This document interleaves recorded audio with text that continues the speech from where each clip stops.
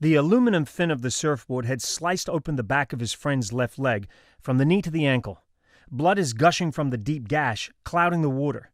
The two surfers are half a mile offshore, and giant waves are forcing them underwater.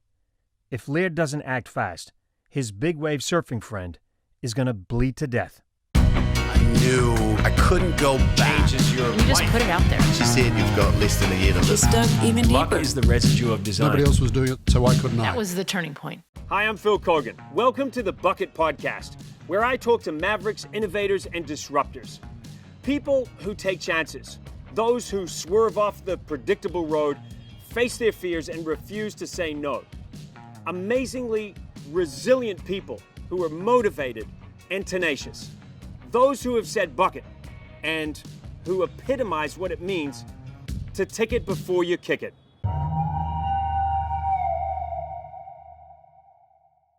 Think of the greatest male athletes of all time. You might think of Bo Jackson, Michael Jordan, or maybe Michael Phelps. But if you haven't got Laird Hamilton on your list, you might want to reconsider. Surfer Magazine described Laird as the biggest, boldest, bravest, and best big wave surfer in the world today, bar none. A maverick who regularly surfs 35-foot swells, and in August 2000 successfully dropped into a massive wave in Tahiti considered unrideable, a ride claimed by many as the single most significant in surfing history. But Laird is so much more. He's an innovator and disruptor who helped develop tow-in surfing, where jet skis pull surfers into giant waves, a total game changer for big wave surfing. He also helped to develop hydrofoiling. He's married to Gabrielle Reece, a former professional volleyball player. They spend half the year in Hawaii and the other half in Southern California. I caught up with Laird at his Malibu home, and thankfully, he'd had a really hard week of surfing because it's almost impossible to keep this fitness icon still, especially when he knows the surf's up. You good, Scotty?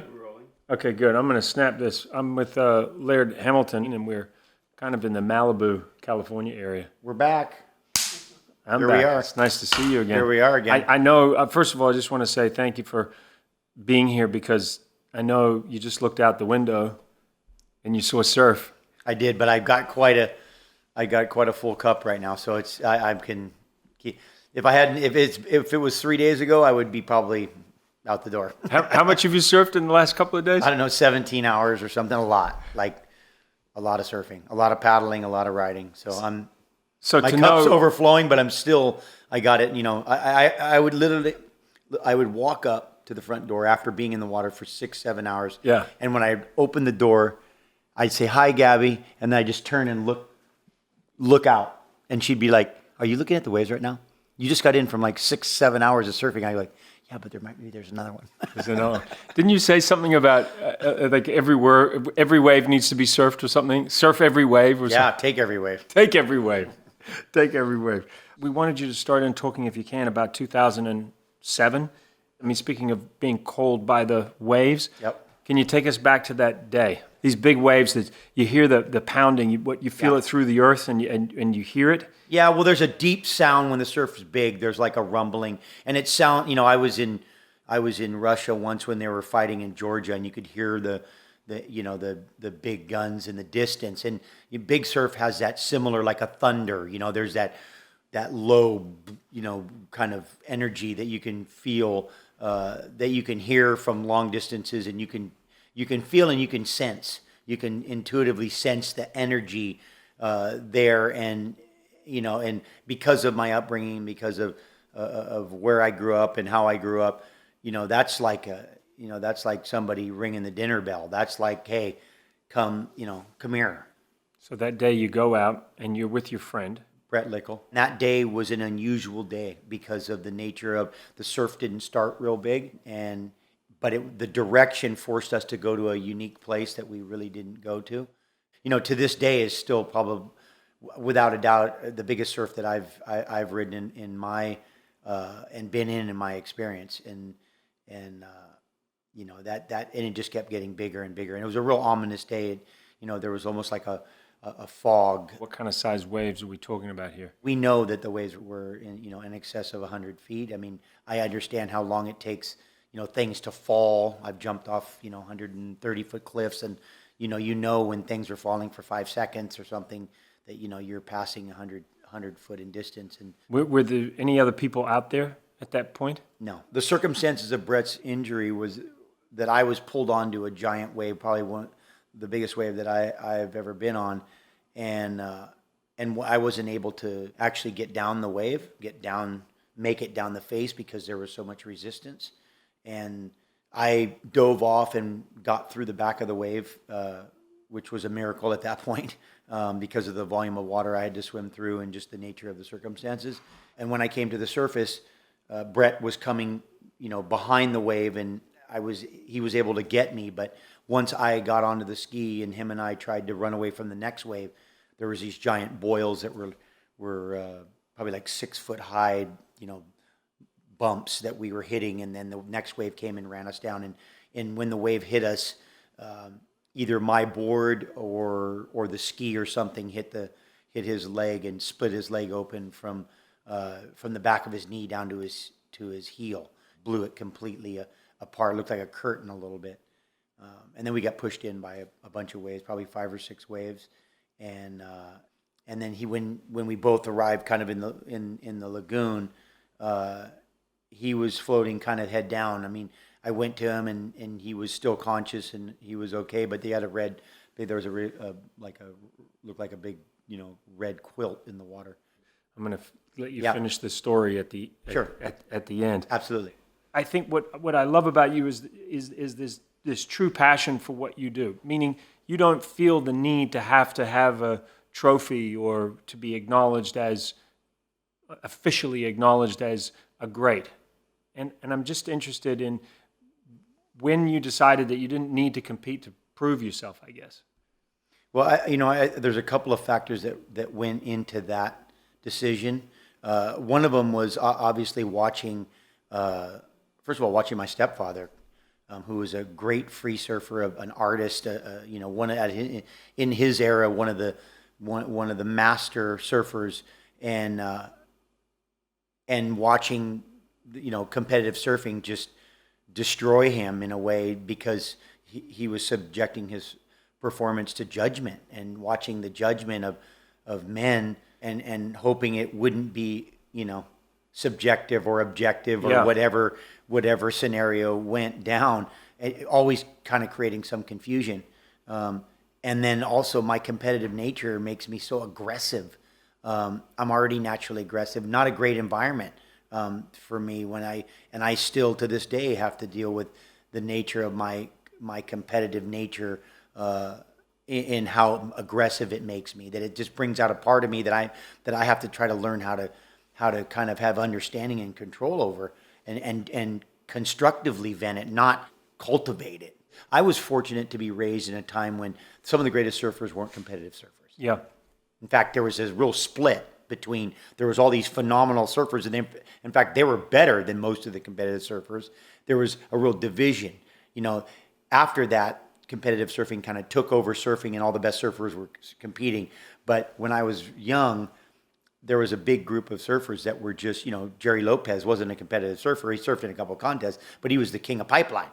And that was the greatest wave. So if you were the best surfer on the best wave, it kind of didn't matter what trophy you got.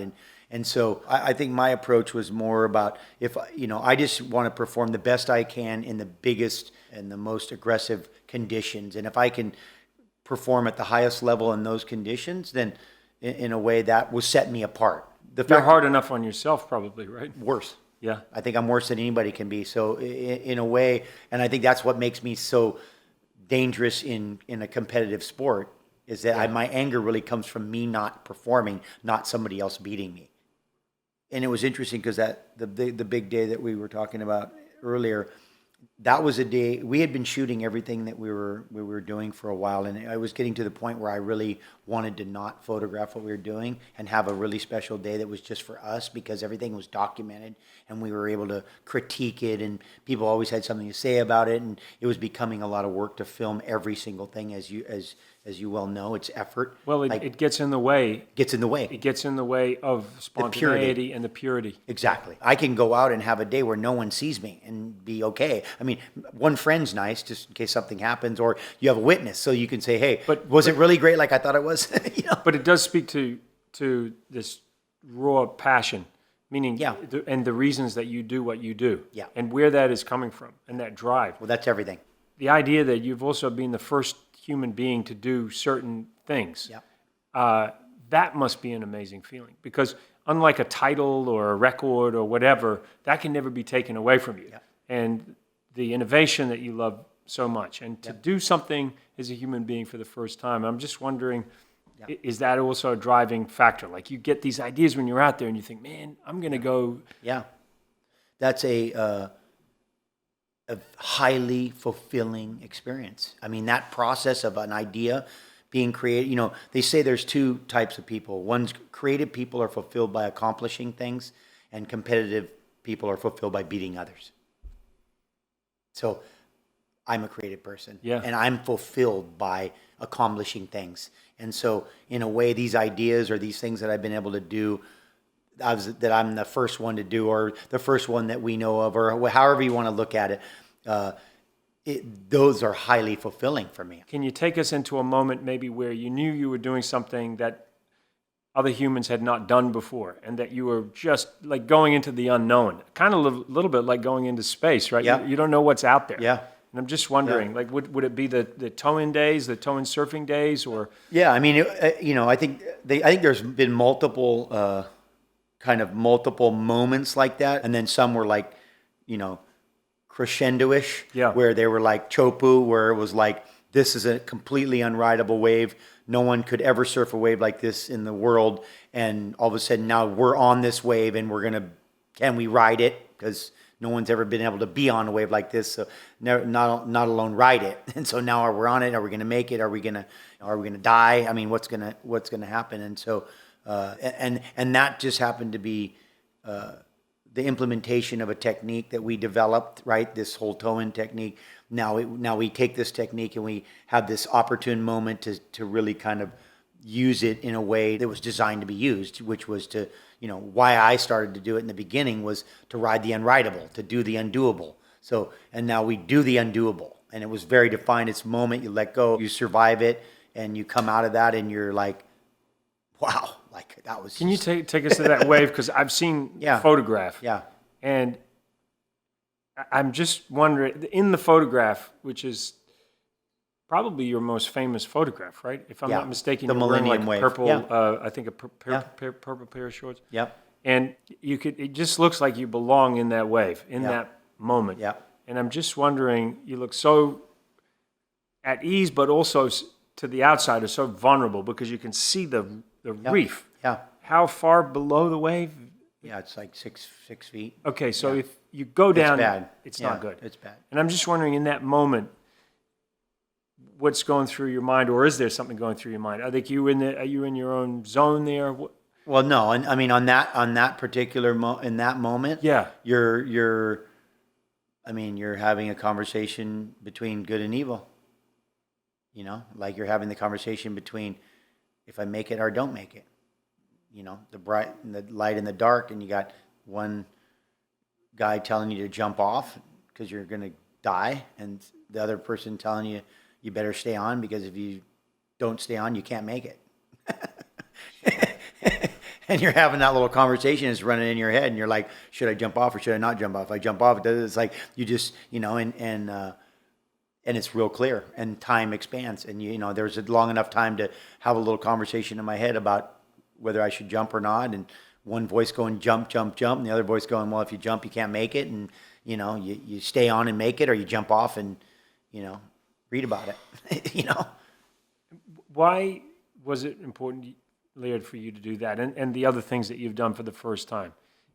When you hear something hasn't been done, is that an instant motivator for you? Like, okay, there must be a way. I'm going to find a way. I don't know if it's that obvious. I mean, I have a good friend that one of the smarter people that I know, and he calls me a contrarian. It's just because it's done that way doesn't mean that's the only way it can be done. That doesn't mean it's the right way to be done. Just because you've always done it that way doesn't mean there's not a better way. I mean, Thoreau has a great quote, where he said, disobedience is the true foundation of liberty, and the obedient shall be slaves. I mean, another reason why I didn't like competition was because I didn't like to be told what to do. Yeah. I've always been resistant about being told what to do. Go in, we'll tell you when to go out. Go out. When you come in, we'll tell you how you did. Like that. These are bad scenarios. Like I'm not good with rules. With rules. Yeah. Very not good with rules. Would it be fair to say you make up your own? Very not good with rules. Well, you know what? But I'm governed by the rules of gravity. Yeah. I'm governed by the rules of the universe. I don't need to make up rules. I'm governed by the rules of nature. They take care of stuff. There's no air under the water. That's a rule. And you know what? I'm not going to change that rule ever. Yeah. Right? Yeah. When I fall off this building, the ground is hard. I'm not going to change that. I mean, I can put wings on, but if the wings break, I hit the ground. It's still, so I mean, these are some things that are like, these aren't made up. These are like, these are things that we can learn the hard way, and they'll be consistent. I mean, listen, we were the other day we were talking about, when I was young, I lived around a lot of, incredible Hawaiian people. And, one of the old men in his dialect would always say to me, boy, you can't eat your surfboard. Because I'd go surfing every day. And he'd come back, he'd be like, hey, boy, you cannot eat your surfboard. And I'd be like, he meant like, you can't eat that thing. Like you're not farming, right. You're not fishing, you're not hunting, You're not working, you're not making money. You cannot, hey boy, you cannot eat your surfboard. And so in a way, I've been able to eat my surfboard. Yeah. So I think I've gone against, against all those things. Yeah. But I've gone against a lot of that because I was already different. Yeah. So I started off in this position where I was already an alien. I was already different. So I'm really not going to be subjected by a lot of peer pressure. Yeah. You're not going to get 10 guys to go, hey, that looks, you look stupid when you do that. And I'm going to go, okay, I won't do it. Yeah. If I'm on it and I believe in it, and it's obnoxious to live with, and Gabby can testify to it. It's like being a terrier. It's like, hey, once I'm on the scent, it's over. Like it's in the morning, it's in the night, it's in the day. It's obnoxious. It's obnoxious for me. It's obnoxious for me, and I'm living it. And it's like, it's because it's every second. Like, it's just like, and the ocean, my relationship with the ocean is that way. When I get something in my radar, whatever it is, I get a thought, an idea, I'm just going to keep coming back to it, keep coming back. It's obnoxious. You don't even want to be around it. So I meet Gabby in a store in Kauai, and she says, and it was Thanksgiving time. Yep. So she says, listen, we're having Thanksgiving, and maybe you should come up to the house. And then you say, yeah, you should come up to the house. It'd be really good. And I said, oh, well, I've got my parents with me. And you said, yeah, just bring your parents up. Don't worry about it. The house is open. Just come up to the house. So then you walked away to get some coffee, and then Gabby goes, you really should come. I said, really? And she said, yeah, come. So we go there. Yeah. To this day, my parents still talk about that Thanksgiving. Yeah. We don't have Thanksgiving in New Zealand, but they remember this event. For sure. Anyway. But that's Hawaiian. That's aloha. That's aloha. Beautiful. And that's so aloha. we get there, and there's more food than you could imagine. Yep. And there's kids running everywhere. But the biggest kid was this guy by the name of Laird Hamilton, who was screaming around on some gator, flying across the paddock, the fields, and with a big torch. Yeah. And next thing we know, there's this huge fire and bonfire and stuff's going off. Yeah. It's like, for sure. I was like, that's the biggest kid here. Absolutely. Well, when they said retain your youthful enthusiasm, I took it to heart. Yeah, you did. And to extremes. That's right. Yeah. Well, bigger kids, bigger toys, bigger action. It just keeps progressing. You were talking before about the way you are, and that sometimes it's a challenge to be with. Yeah. So relationships, and I mean, look, you've got such a strong wife in Gabby, but I'm imagining that there's some butting of heads sometimes because you're both strong personalities. Yeah. So how does that work? I mean, so many relationships, Well, you have to find that balance. I think you just have to, at a certain point, you have some experiences before. Yeah. And I think as a man, I just realized that you just say you're sorry and you're wrong a lot, and then you're good. Yes, dear, you're right. I'm sorry. I won't do that again. But the truth is that most of the time you are wrong. So, you might as well just face that quickly. I do think and that men are and wrong by the more way, than women. by the way, being right is totally overrated. Yeah, it It's is. totally overrated. It's so overrated. It's like, sure, you're right. Whatever you want to do. But I think men are wrong more than women. Well, absolutely. I think well, face that right away. Yeah, as long as we accept that. Yeah, we're good. Yeah. One of the things that I know you're involved with right now is, and I guess this goes to parenting, teaching good habits in terms of exercise, Yep. good nutrition, Yes. being good, curious human beings. Yes. The food side of it. Tell me about your food line. What's it based off? Is there a particular? Well, I mean, first of all, I always say you got to meet people with where they are. Yes. I don't throw you in the deep end with a 50-pound dumbbell unless I know you can swim. Yeah. So I can't give you an elaborate diet that I eat and think you'd follow it, because my discipline to eat and what I can eat is probably there's me and my 10 friends. Yeah. But so you got to meet people with where they are. And so the concept really is it's kind of like stand-up paddling, where you can teach people how to paddle on flat water. Yeah. And the basis of Laird Superfood is based on creamers first, because coffee is so prevalent. And I had some fantastic coffee at your house when I stayed with you once. Well, coffee's prevalent, right? You Yep. know how many people enjoy coffee. You know how, first of all, how much we destroy coffee. Yep. We put a bunch of terrible stuff in it, and so to take that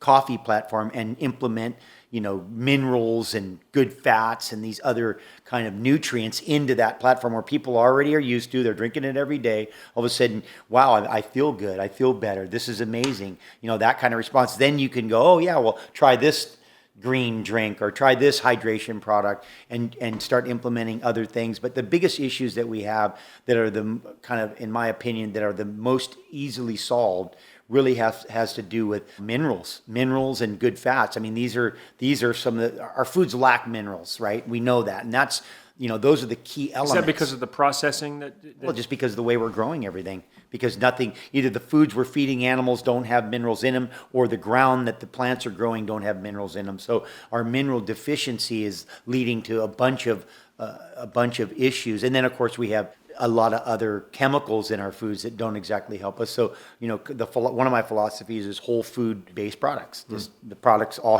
they're based from whole food. I don't care if you're freeze drying or dehydrating or whatever you're doing, but everything's based on whole food. You have a whole food ingredients. When you look at the ingredients, you see like 4 ingredients and 5 and 6 ingredients, 2 ingredients. I mean, our real kind of objective with the food line is to create a brand that people can recognize and go, oh, okay, that's safe. I can go there and buy. I don't need to know what everything means, and don't have to be an expert at reading labels. They can trust us that we're doing it in a way, and we're getting stuff for them in a way that they couldn't do. So it's a trusted product. Yeah. It's a go-to. Yeah, and that's the objective. Believe me, you make a difference in somebody's life, they'll never forget it. Well, you've had an impact on my life. I mean, just in terms of the way I think. I often think of some of the things you've said, and inspirational.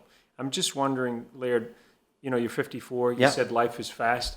When you're on that wave and you're at your peak physical condition, there may be. There's certain moments in your career where that you are at your peak. Yep. Physically, mentally. The idea of Laird Hamilton getting older, I'm just wondering how that gets processed. Well, there's a great quote that I appreciate, and it says, "Never let your memories be bigger than your dreams." And so, as long as my dreams are bigger than anything that I've done, and they are. Just say that again, because I like that. Never let your memories be bigger than your dreams. So that's about always looking forward, right? Always. Will you still be wanting to go out and invent things when you're 74? Always. So when I'm not, it's done. So then I lose the whole purpose while I'm here. I might as well, and who knows what that looks like. But the fact is that every season I'm able to have a feeling of accomplishment and do something I haven't done. And what I realize is that I'm never in a position where I put myself in a position where I'm being measured by the next 20-year-old who's hot. Right. I'm not in a sport where, hey, you only ran a 4.5 and the guy ran a 4.4 or 4.2, or you did this, or that guy's, bench presses this much more, or, I'm not in a spot where they can say, oh, this next hot kid, and I go, yeah, well, let's see what he does. He's got about 20, 30 more years of keeping this stuff up to even start to dance. Right. So like where, in a way I just kind of, because I'm on my own road. So I'm on my road, there's not a reference of, I'm not down a freeway with a bunch of cars and somebody goes, wow, those cars just blew by you. Well, you're getting a little slow now. Like, I don't have those kind of measurements. How have you kept your ego in check? Because you've done like these phenomenal things, and it would have been easy for you to get a huge head and just be like, get out of my way, that's my wave, get off there. But you're like the opposite of that. You're like, no, come and jump on the wave. I tell people this story often. You said to me, let's go out and do a little paddleboarding. I was like, okay. So we go out on this wave, and I'm barely going down this tiny little wave. It's like 2 feet. And Laird Hamilton is paddleboarding backwards down the wave, telling me I'm okay going forward. And all I kept thinking about was, I was going to fall off. And you're going backwards. But the point I made to everybody was, this is some legendary surfer who's out there giving me a lesson. You didn't have to do that. So you've kept that ego in check. And I'm just wondering, did that come from you? Did it come from Gabby? Is it the people that you've surrounded yourself with that have like kept you in check? How have you not got this crazy big head, considering what you've done in your life? Oh, I'm a realist. I'm honest. I don't know. I don't think there's any justification to think that I'm any better than anyone else, but I get humbled every day. I mean, first of all, parenting is the most humbling experience. I got daughters that keep me in line as soon as I get a little off, they just they'll come over and bat you back in line. But the fact is, the ocean is a constant reminder. Yeah, right. You get a little happy out there, you get a little cocky, she'll just put you down in the bottom and hold you down there for a little bit and see how bad you want to get to the top. And that's of all things in men, it's the thing that I resent the most. Is ego. I just resent it. I resent it in a way that, and it doesn't mean that you can't be confident, and doesn't mean that you don't have that kind of secure thing with you. But I just resent arrogance. It's like, for me, it's just the most.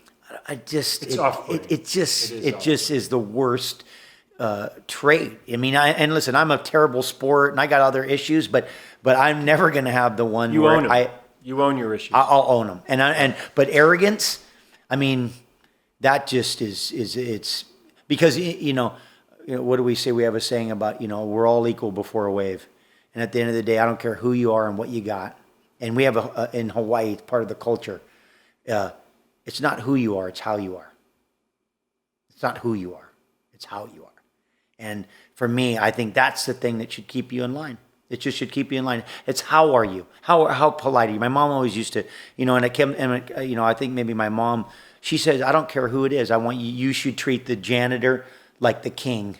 You should treat the peasant like the empress. I mean, that there should be no differentiation between how you treat people. And I think that's the same thing that's connected to and Gabby is exactly arrogance. The same too. That's why we have a chance, Gabby and I, to be together as long as because we have similar value system. Yeah. We have a similar, our values are what, at the end, when we if we clash, the thing that we have that keeps us together is our values, that we both have a similar value system. The way we look at money, the way we look at fame, the way we look at, just the way we look at the world, that we have a similar way that we look at the world.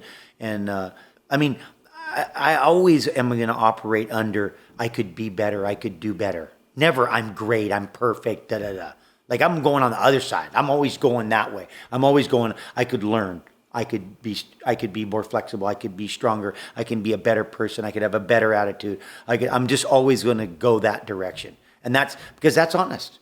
I mean, all the smartest people throughout the history of the world have always said, the only thing I know is I don't know anything. That's what they all say. And the smarter they get, the guy goes, the more I know, the more I realize I don't know. That's all the smart guys. It's just all the guys that don't know anything that think they know something. I have to agree with that. As I'm getting older, I'm realizing just how much I don't know. Exactly. I'm just saying. And that's why I like to surround myself with curious people. For sure. I like being around people that I can learn things from. Curious. Just about the way you see the world. And, For sure. Well, retain your youthful enthusiasm, right? And Yeah. retain your interests. Oh, that's cool. What's that? Oh, I mean, that's one of the wild man traits that I just so respect.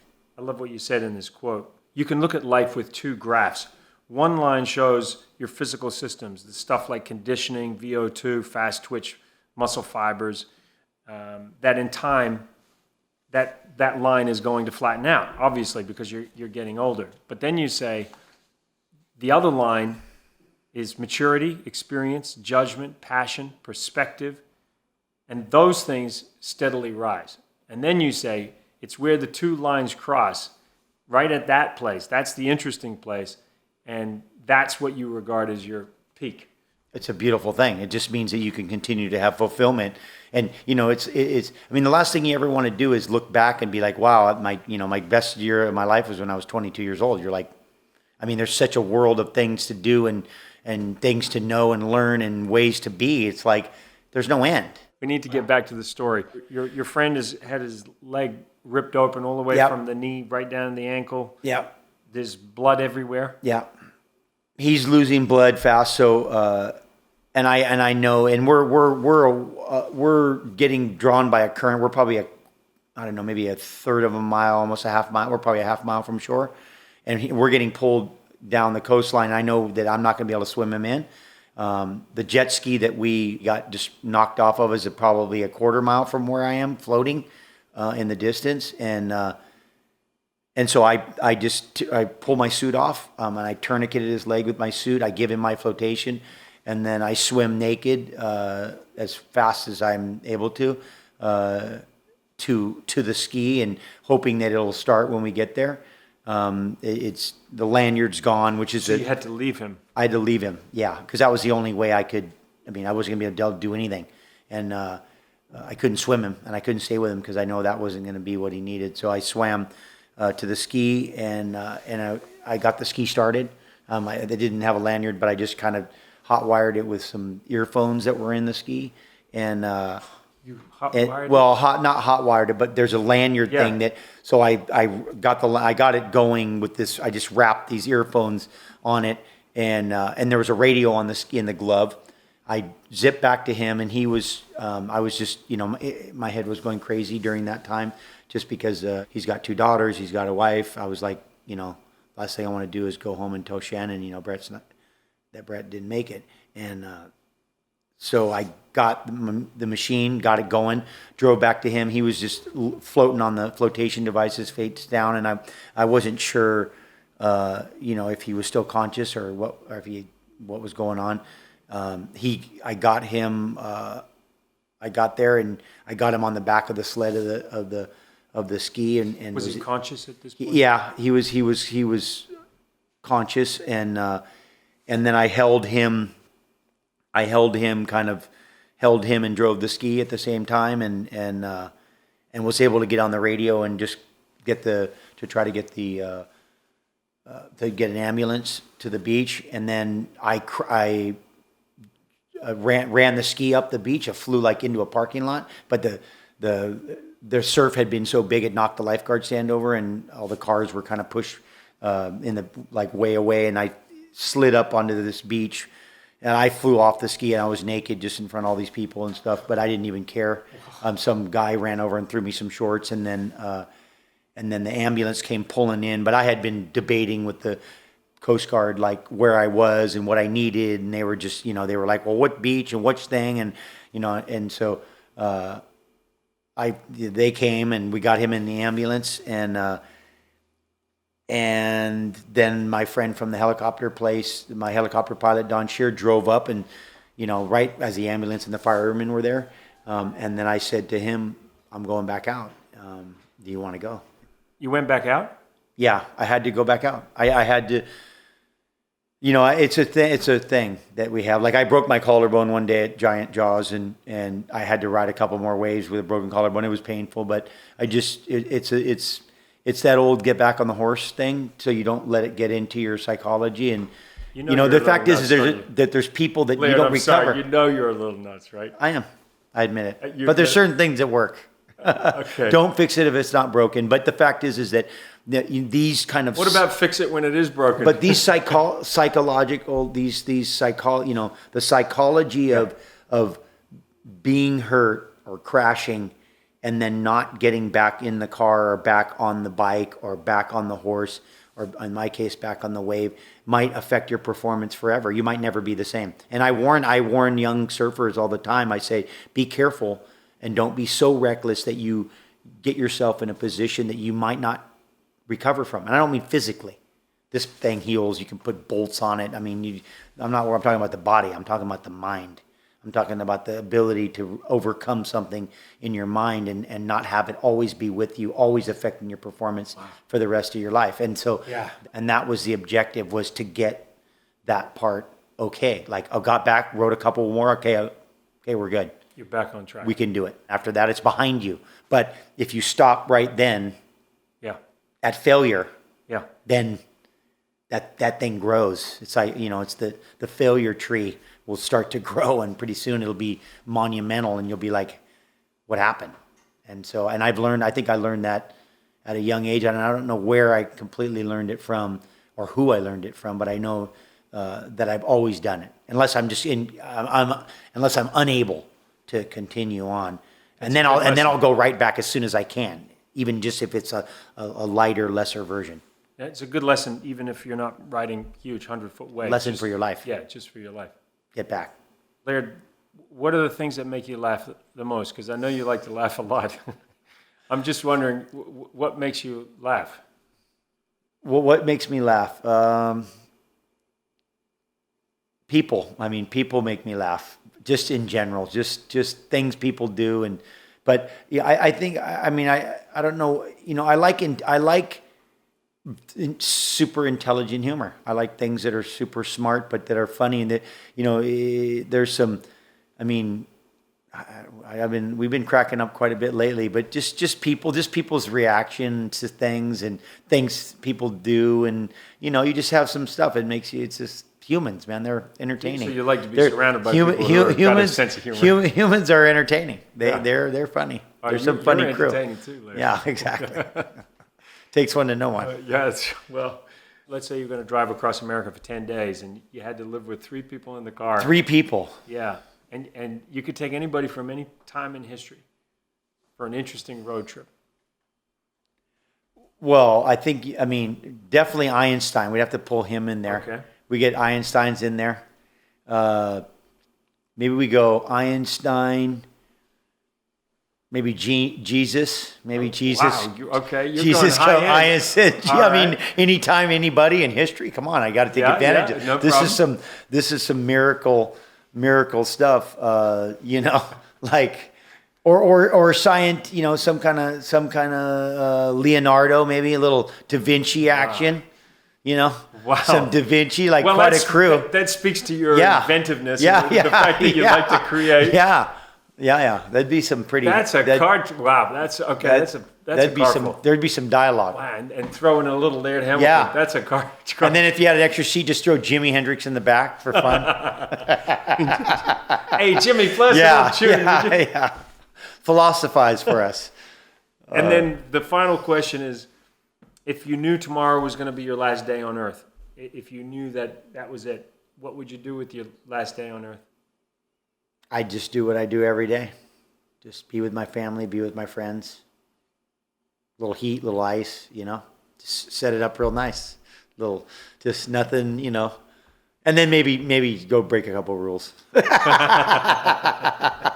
Locally. Yeah. Hey, but at just that run point, a stop sign or, bang a pole or something. I don't know. Just something fun, But yeah, just be with the people, be with my family and my friends. Laird, thanks, man. Yeah, thank you. Really appreciate it. That was a good ride. I'll be exhausted from it. For sure. If you have a really cool story that you want to share with us, then why not share it? Maybe you'll become my next guest. Don't forget, you can watch this podcast online at philkeoghan.com.